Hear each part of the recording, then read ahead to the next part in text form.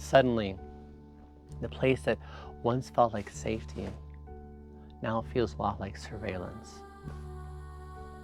And in movements like the 764, which we're considering this series, where vulnerable people are drawn in not through hate, but through a sense of feeling at home, a home that feels their anger and not only feels it, but feeds it and affirms their wounds and validates their despair, but only as long as they don't grow beyond it, right?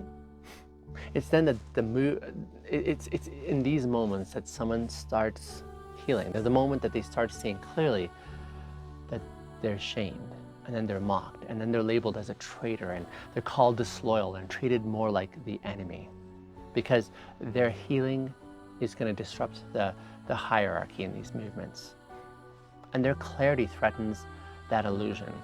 Their sense of wholeness really exposes the dependency of the system.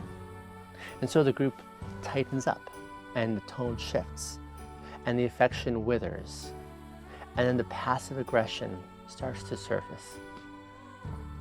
And then the silence becomes really loud.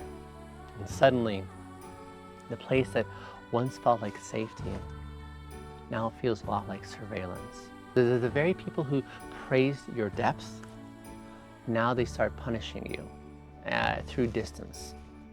And then you're left wondering, ooh, was it ever really real? Or was it only safe as long as I was willing to play along? This is the question, I think, that breaks that spell. It's the moment when you realize they didn't really love you.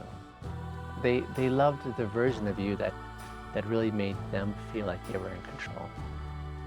They loved the version of you that didn't question them, and the version of you that didn't push back, the version that didn't grow faster than they could manage you. They in essence loved the echo and not the original. And when you stopped echoing them, they started exiting. But that's not love. That's a cage that's unlocked. And as painful as it is to grieve the loss of that connection, what you're actually grieving is how much you had to disappear to be kept in the system. Because when you look back with honest eyes, you can't unsee it.